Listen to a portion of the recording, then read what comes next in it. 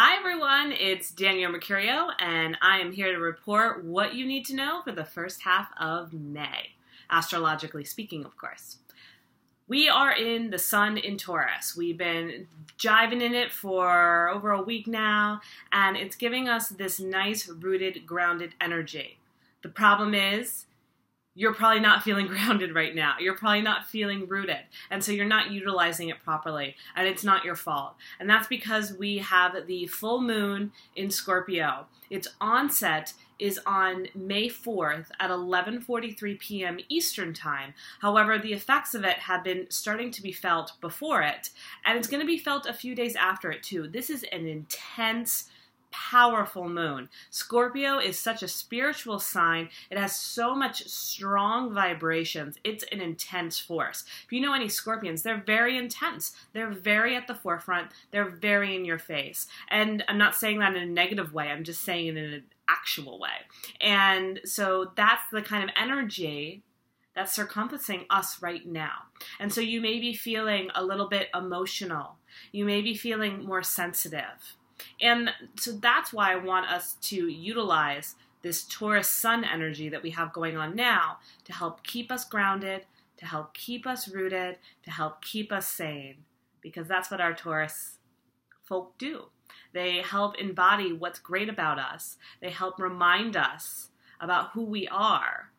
And then we can be like, yeah, I am really great. Or, yeah, things are going to be okay. Or, you know what, everything actually is in place. I'm worrying for nothing.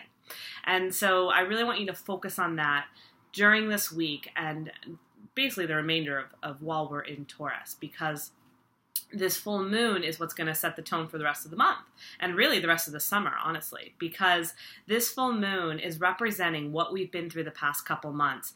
In late March, early April, with the eclipses, we cracked open.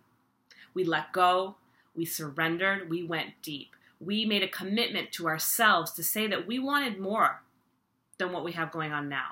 We want to not keep doing the back and forth. We don't want to coast anymore. And we're going to take some chances. We're going to take some risks, no matter what that might look like or what that might mean. Except now that we're kind of cracked open and exposed, we're a little raw. We're a little bit more vulnerable. And so that's why you might be feeling a little bit on edge or a little bit more sensitive. So what I want you to do for this full moon, if you watched my last video, I encouraged you to write yourself a love letter, a self-love dedication to you. Now, if you did that, I want you to go grab it. If you didn't, that's okay. I have a backup plan for you. Grab your letter, get into a nice meditative seat, light some candles. I love the candles. And read your letter. Read what you wrote to yourself during the new moon. What did you say about you? What did you say that you loved? What were you inspired by on behalf of yourself? Let the letter ground you. Let the letter center you back to you. And it will help you take some of the edge that you've been feeling off. Maybe some of the fear. Some of the, oh my God, I'm so cracked open. Should I close back up? Should I shut down? Should I, go back to how things were before? Maybe this was just all a mistake. This is to bring you back and say, no, it's not a mistake. You're exactly where you're supposed to be, and just be proud of yourself and send yourself love. Okay? So do that. If you didn't write a self-love letter to yourself back in the new moon, just get into a nice meditative seat, really allow yourself to get grounded, long, deep breathing, and just connect to you. And just really kind of try to go back beyond any irritation or sensitivity that you're feeling right now, and just go back to that place of you and what you love about you and why you're so proud of you and everything that you're going to be doing in the next year, in the next 5 years, in the next decade, in the rest of your life. Fall in love with that part of yourself. And then what you're going to do, whether you've written the letter or you're just reconnecting and doing the self-love, you're going to do your full moon burning ritual. And what I want you to write on that piece of paper is, again, highlighting why you're so proud of yourself and why you are going to be able to do what it is that you want to do because of you love yourself. So for example, for me, I am looking to, oh my goodness, I'm revealing some of my inner stuff. I never do that on here. Okay, got a little candid there. So for example, for me, I need to give myself some self-love, and really I want to help re-spark some of my courageous self, because I am going to be trying out some new things. I'm going to be doing a virtual astrology course. I'm going to be letting go of some extra side income that I had so that I can do this work more fully. And so I really have to be my own best friend right now. I really have to say why I'm so proud of myself, that I'm finally saying no to the jobs that were holding me back and saying yes to the ones that are on the forefront. They haven't come to full fruition yet, but I know that they're going to. And so I'm going to write myself a little bit, some notes of encouragement, and then underneath those encouragement, why I need it, what I'm looking to manifest. And that's what the universe is going to help me with.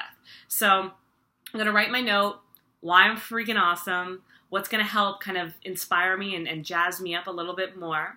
And then I'm going to ask where the universe is going to hook me up. You know, where it's going to help bring in maybe some new clients for me, help me with this course that I'm looking to launch, and just really recalibrate any income that I may be letting go of in one setting so that I can have it in another. And then I'm going to take that paper and I'm going to burn it. Burn it under this full, powerful moon of Scorpio. And this is really setting the tone for us to transition out of spring and into summer. And I'm already starting to tell people spring is a time for us to blossom, to bloom. We're open. The bud is opening. The flower is coming out. And summer is going to be the reveal. You are going to understand so much more of what has been going on the past 6 months, what has been happening since the onset of the winter equinox, of, just the new year, of the eclipses, of the retrogrades, all of it. It's all going to make more sense this summer, especially by the end as we head into fall. And so this is just what you need to keep doing. Just keep trusting, keep staying on this track. Okay? So do all of that. It's going to be awesome. It's just going to keep trending better and better and better, okay? But just stay with it. Let the Taurus sun ground you, and just keep falling in love with yourself. Some other things to note. We have Mercury going into Gemini, and that's going to be hanging out until early June. And basically what that's going to do, so since Mercury is the planet of communication, and Gemini is like an air sign. They're like, boo, boo, boo, boo, boo, boo, boo. Like, they can talk your ear off in a beautiful way. I love my Gemini friends because they're like so much fun and I could talk to them for hours, right? That energy is going to be within all of us for the rest of the month and into June. So you might be feeling more chatty. And so just watch what you're saying, though. Make sure you're not going into too much of gossip or too much negative talk, and you're actually using it to be more inspirational, to talk in a more positive tone, okay? So you're going to be a lot more chatty. I'm even feeling it right now, right? Like, don't I seem more chatty than normal? It's the Mercury in Gemini. And so it's just making us, more like social, all that. So it's great. This is a great time to start dating because it'll give you more to talk about on blind dates. You won't be feeling as reserved. Go out if you're just moved to a new city. Go meet your tribe. Go make some friends. This is a great time to just really be social, put yourself out there, and Mercury is going to help you with the gift of speaking. Yeah, public speaking, all of it. Just talk. It's going to be great. And then if you're not feeling social enough from the Mercury-Gemini pairing that we have going on, we're going to wrap up Venus in Gemini May 7th. And so again, Gemini is going to be really helping with your love life and getting you out there, feeling more vocal, just enhancing your confidence. And then it's going to move into Cancer from May 7th until June 5th. And it's going to kind of calm things down a little bit. So when Cancer and Venus are together, it's going to focus more on your nurturing side. Maybe this is a great time to, if you've been seeing someone, you're not quite sure where it's going, this is a great time to have the talk. So after May 7th, that's maybe when you want to see, okay, what's going on with the status of our relationship, and really start to kind of solidify things in the area of love. So just realize that there's going to be more of a nurturing, loving side to you. So the beginning of the month, we're going to be feeling very like chatty on fire when it comes to our love life, and then it'll kind of settle down a little with the waters of Cancer. Okay? So that's first half of May. Full moon, clearly, it's the big one. So go back to your self-love letter from the new moon, or just take some time to reflect on why you love you.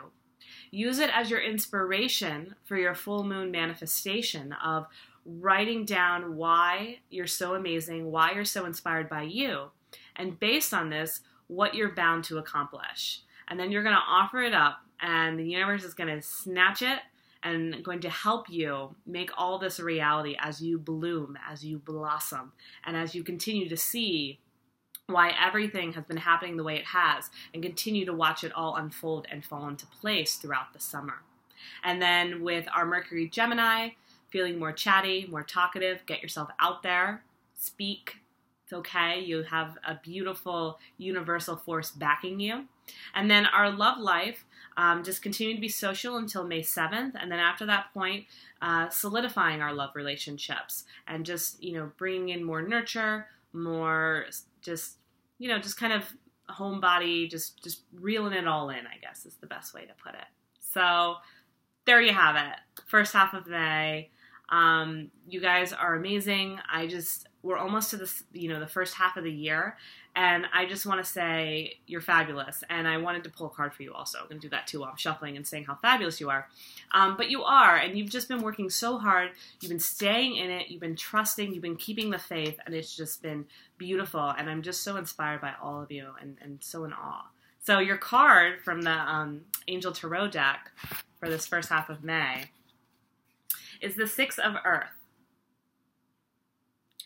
And it says gifts of money, time, or effort, new career opportunities, paying off debts. Awesome. And this is really, the Earth card is great because we're in the season of Taurus right now, which again, rootedness. Taurus is all about working hard, paying off your debts. And so when you can do that, then you can balance out other areas and open up the space for more. There's a picture of a scale, and that's really just showing that you're creating more balance. And when you can pay off certain areas of your life, you make space for more, and things will be in equilibrium. So beautiful. I love that. So lots of newness, and it's all because of your hard work. It's all because of what you're doing. Okay? So keep it up. All right. I will see you in mid-May. Keep me posted in the meantime. Show me your full moon burnings, because I love it. All right. Bye, everyone.